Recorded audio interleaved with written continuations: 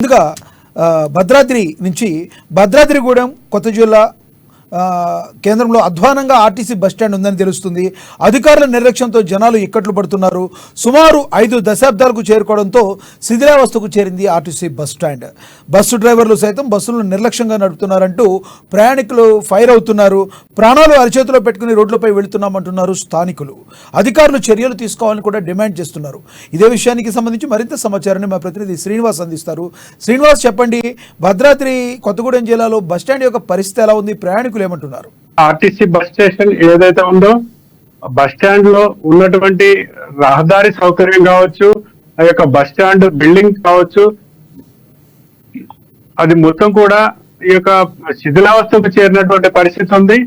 వర్షాకాలం వచ్చిందంటే ఈ యొక్క వర్షాకాలంలో లీకులు అవి పైపులు, కరెంటు పైపులు, అలాగే లీకులతోటి ప్రయాణికులు కూర్చోలేనటువంటి పరిస్థితి ఉన్నటువంటిది ఉంది.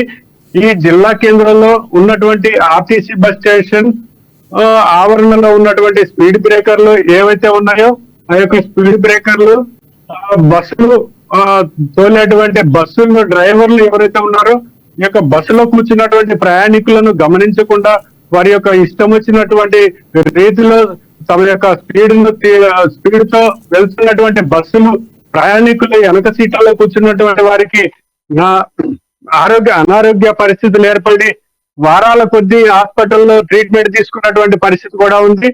ఈ యొక్క ఆర్టీసీ బస్సు డ్రైవర్లు, పర్మనెంట్ డ్రైవర్లు కావచ్చు, ఆయిర్ బస్సుల డ్రైవర్లు కావచ్చు, వాళ్ళ యొక్క ఇష్టానురీతిలో బస్సులు నడుపుతున్నటువంటి పరిస్థితి ఉంది.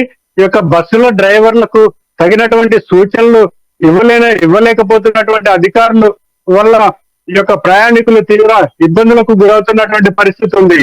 లక్ష్మణ్ గారు, thank you Srinivas, thank you.